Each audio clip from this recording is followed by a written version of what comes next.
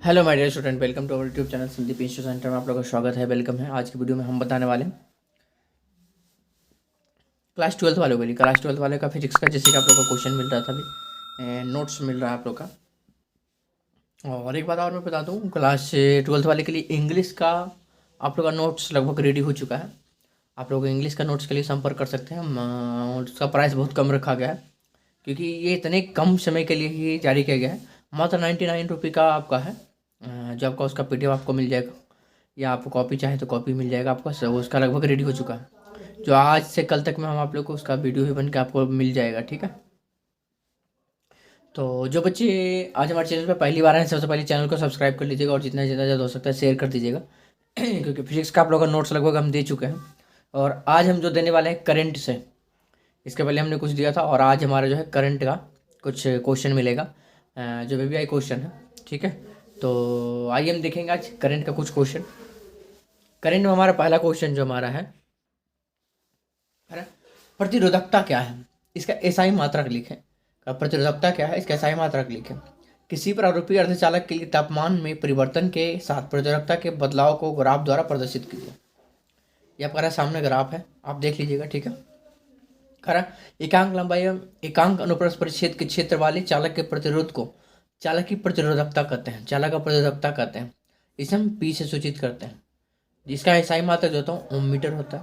ताप बढ़ने से अर्धचालक जो का प्रतिरोध घटता है। इसका कारण यह कि ताप बढ़ने से अधिक इलेक्ट्रॉन संयोजी बैंड से चालन बैंड में चला जाता है। इसी वजह से क्या होता है, उसका घटता है। जहाँ P बराबर क्या RA/T है। सामने का ग्राफ आप देख लीजिएगा, ठीक है। आप देखेंगे क्वेश्चन नंबर दूसरा अपना। दूसरा क्वेश्चन नंबर है विभव मापी के सिद्धांत को लिखें। विभव मापी के सिद्धांत को लिखें। दो प्राथमिक सेलों में विद्युत वाहक बल के तुलनात्मक अध्ययन हेतु प्रयुक्त रेखा आरेख खींचिए। आपका आरेख है, देखो करा। विभव मापी उस सिद्धांत पर कार्य करता है कि अगर किसी तार से एक नियत धारा प्रवाहित होती है, अगर किसी तार से नियत धारा प्रवाहित होती है, नियत धारा प्रवाहित होती है तो तार के किसी भाग के सिरों के बीच का विभवांतर उस भाग के लंबाई का समानुपाती होता है। उस भाग के लंबाई के क्या होता है, वो समानुपाती होता है। जैसे V समानुपाती क्या है, I। V समानुपाती I है। अब कह रहे दो सिरों के विभवांतर के बल की तुलना के लिए आरेख जो हमारा है आपका सामने दिया हुआ है, देखिए स्क्रीनशॉट ले लीजिए आप लोग, ये रहा अपना, ठीक है। अब देखेंगे क्वेश्चन नंबर नेक्स्ट अपना तीसरा नंबर क्वेश्चन है। ये जो हम दे रहे हैं नोट्स एक तरह से दे रहे हैं आप लोग को, क्योंकि ये हमारा जो टीम द्वारा गेस किया क्वेश्चन है फिजिक्स का। ऑलरेडी आप लोग का बहुत सारे मिल चुका है और जल्दी इसका ख़त्म करेंगे, फिर हम आएंगे केमिस्ट्री पे, ठीक है। तो इसको आप देख लीजिए पहले। और इंग्लिश का बाबू नोट्स अवेलेबल है, रेडी हो चुका है। आप लोग 1-2 दिन के बाद आप ले सकते हैं, ठीक है। तो आप उसे भी देखिएगा। तो आइए हम देखते हैं क्वेश्चन नंबर तीसरा। करे एक विद्यार्थी बोल से वोल्ट मीटर को परिपथ में श्रेणी क्रम में तथा एमीटर को समांतर क्रम में जोड़ देता है। इसका परिणाम क्या होगा, इसका परिणाम क्या होगा। तो आंसर हमारा वोल्ट मीटर के परिपथ में श्रेणी क्रम में जोड़ने पर अधिक प्रतिरोध के कारण वोल्ट मीटर से कम धारा प्रवाहित होगा। इसके विपरीत यदि एमीटर को समांतर क्रम में जोड़ा जाए तो इससे अधिक धारा प्रवाहित होती है, जिससे कि सुई टूट सकती है तथा एमीटर जल सकता है। जिससे क्या होगा, सुई टूट सकती है तो एमीटर जल सकता है, ठीक है। क्वेश्चन नंबर 4 देखेंगे। 4 नंबर क्वेश्चन अपना है, कर संचायक सेल को आंतरिक प्रतिरोध क्यों कम होता है। संचायक सेल का जो होता है आंतरिक प्रतिरोध क्यों कम होता है। आंसर हमारा है क्या, संचायक सेल में प्लेटों के बीच की दूरी कम होती है एवं इनके आकार भी बड़े होते हैं। संचायक सेल में द्रवण नहीं होता है, इस कारण जो है संचायक सेल का आंतरिक प्रतिरोध कम होता है। संचायक सेल का आंतरिक प्रतिरोध कम होता है। ये था अपना चौथा नंबर क्वेश्चन, इंपॉर्टेंट क्वेश्चन। देखेंगे क्वेश्चन नंबर नेक्स्ट अपना 5वां। करें फ्यूज तार के विशेष अभिलक्षण को लिखें। फ्यूज तार के विशेष, तो आंसर फ्यूज तार के विशेष अभिलक्षण निम्न है। कम गलनांक, प्रतिरोधकता अधिक। कम गलनांक और साथ में दूसरा जो है प्रतिरोधकता अधिक, ठीक है। ये दो विशेषता आप लिख दीजिएगा अगर पूछता है ये क्वेश्चन तो। आप देखेंगे क्वेश्चन नंबर नेक्स्ट अपना 6 नंबर क्वेश्चन। कर प्रतिरोधकता का व्यंजक किसी चालक के लिए लिखें तथा व्यंजक के प्रत्येक अवयव को समझाएं। तो आंसर है, हम जानते हैं किसी प्रकार का चालक का प्रतिरोध R समानुपाती I तथा R समानुपाती 1/A। अतः आर समानुपाती 1/I/A, L/A बटे बराबर, जिसे हो गया R बराबर P इंटू L/A। इसलिए चूंकि P बराबर RA/L हो गया, तो जहाँ P क्या है प्रतिरोधकता है, R क्या है चालक का प्रतिरोध है। जहाँ R क्या है चालक का प्रतिरोध है, जहाँ A क्या है चालक का अनुप्रस्थ काट का क्षेत्रफल है, और UN चालक की लंबाई है, L जो हमारा है क्या है चालक की लंबाई है। तो ये हमारा क्वेश्चन रहा 6 नंबर क्वेश्चन। आप लोग स्क्रीनशॉट ले लीजिएगा या तो आप नोट कर लीजिएगा कहीं का, क्योंकि ये क्वेश्चन हमें लगता है कि पूछ सकता है, VVI क्वेश्चन है ये। ठीक है, क्वेश्चन नंबर 7वां देखेंगे कि विद्युतीय नेटवर्क के लिए किरचॉफ के दोनों नियम को लिखें।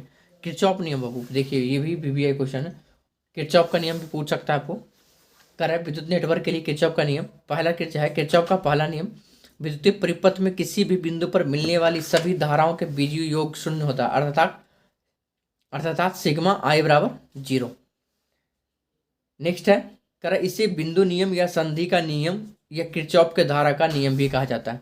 बिंदु का नियम हो या कह रहा है बिंदु का नियम या संधि का नियम या किरचॉफ का नियम भी कहा जाता है, इसी को हम करते हैं। ठीक है, अब दूसरा पॉइंट इसका किरचॉफ का दूसरा नियम कह रहा है प्रतिरोधकता तथा सेलों के युक्त बंद विद्युतीय लूप में सभी विभवांतर का बीजीय योग शून्य होता है, इसे हम क्या कहते हैं किरचॉफ का वोल्टेज नियम भी कहा जाता है। इसे वोल्टेज नियम भी किरचॉफ का कहा जाता है। ये था बाबू अपना 7वां क्वेश्चन नंबर। अब देखेंगे क्वेश्चन नंबर अपना 8वां क्वेश्चन नंबर। 8वां question number important question number 8वां देखेंगे।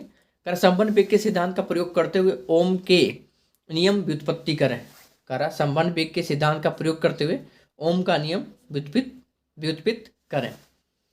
अब आंसर हमारा सामने है। चालक में प्रवाहित धारा जो है I बराबर ये रहा, इसको समीकरण 1 हम मान लिए हैं। ठीक है, यदि धारा चालक के अनुप्रस्थ एक समान हो तो आप कही रहे धारा घनत्व ये रहा। समीकरण 1 और समीकरण 2 से हम मिला लिए। ठीक है, तो जे बराबर क्या हो गया, ये हो गया, जे वेक्टर बराबर हो गया इनके भी वेक्टर D। समीकरण इसको हम 3 मान लिए, बाकी आपका ये रहा सामने, आप देख लीजिएगा। ठीक है, क्योंकि इसका अगर क्लास लेना होगा तो आप हमारे पीछे वाले लेक्चर वीडियो में देख सकते हैं, आपको वहाँ समझाया हुआ है, क्योंकि इसमें उतना टाइम आपको देंगे नहीं हम। ठीक है, तो आप लोग इसे स्क्रीनशॉट या तो नोट कर लीजिएगा। आइए देखते हैं नेक्स्ट इसका। नेक्स्ट पॉइंट आपका ये रहा सामने, स्क्रीनशॉट ले लीजिएगा बाबू। तो V बराबर क्या आ रहा है, यदि ओम का नियम है तो। ठीक है, ये था आपका। अब देखेंगे क्वेश्चन नंबर नेक्स्ट अपना 9 नंबर है, बायो सावर्त के नियम का प्रयोग। बायो सावर्त के नियम वाला क्वेश्चन आप देख लीजिए, तो स्क्रीनशॉट ले लीजिएगा बाबू, देख लीजिए आप।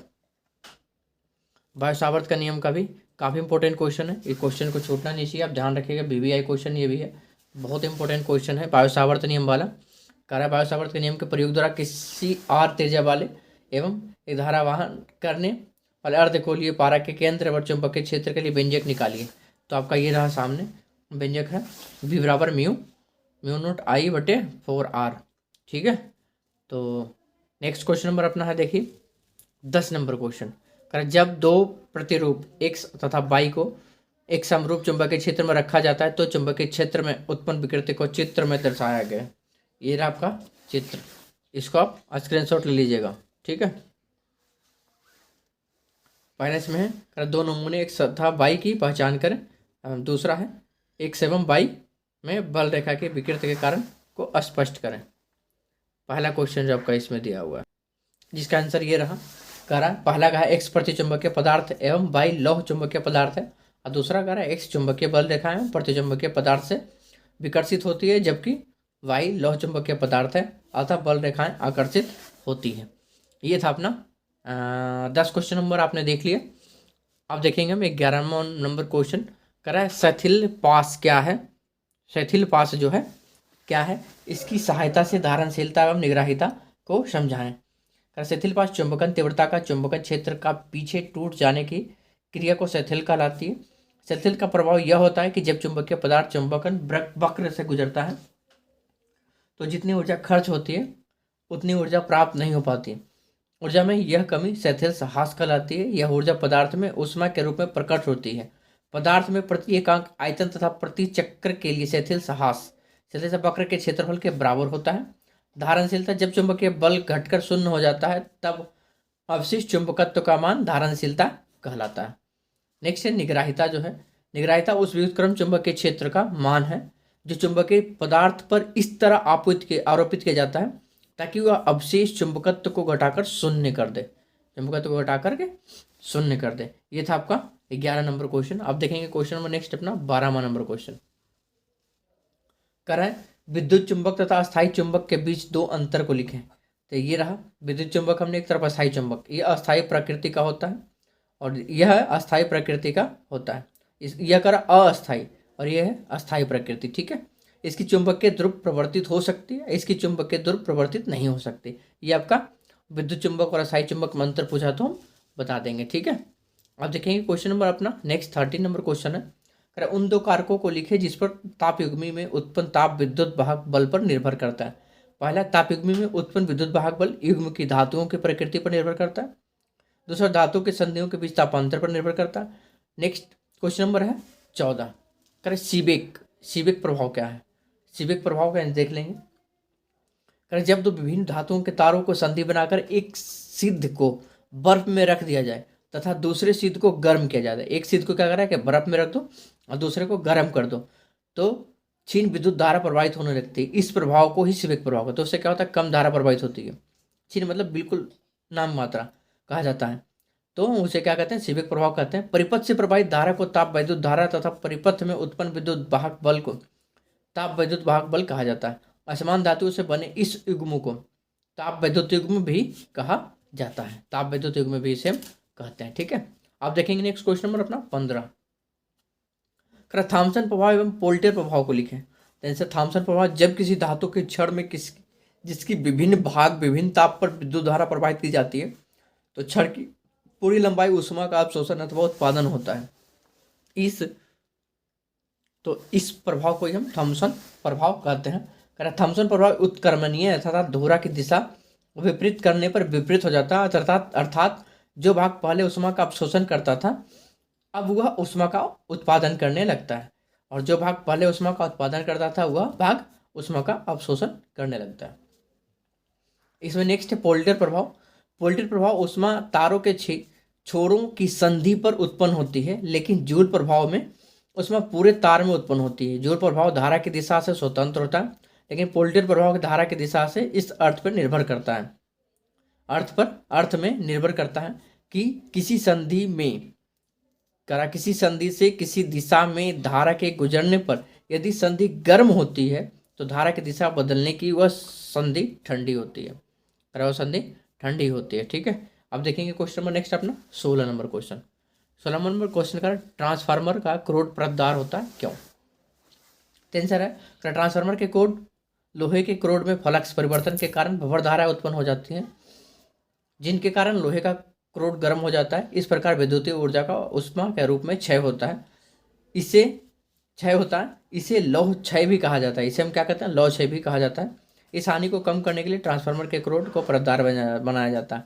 ऐसा करने से पट्टियों के बीच उच्च प्रतिरोध होने के कारण उसमें से कोई भंवर धारा प्रवाहित नहीं होती, जिससे लौह क्षय घट जाता है। इसलिए क्रोड जो है परतदार बनाया जाता है। इसलिए ट्रांसफार्मर का क्रोड क्या होता है, परतदार बनाया जाता है। अब नेक्स्ट क्वेश्चन नंबर अपना 17 नंबर क्वेश्चन। तो 17 नंबर क्वेश्चन कहेंगे ट्रांसफार्मर क्या है, इसकी दक्षता से आप क्या समझते हैं। ट्रांसफार्मर एक ऐसी युक्ति है जिसके द्वारा विद्युत ऊर्जा को एक परिपथ से दूसरे परिपथ में बिना ऊर्जा हस्तांतरित किया जाता है। यह युक्ति अन्योन्य प्रेरण के सिद्धांत पर कार्य करती है तथा इसमें ऊर्जा हस्तांतरण के क्रम में निम्न वोल्टेज को उच्च वोल्टेज अथवा उच्च वोल्टेज को निम्न वोल्टेज में बदलने की व्यवस्था रहती है। दक्षता, इसमें निर्गत शक्ति निवेशी शक्ति के अनुपात को दक्षता कहते हैं।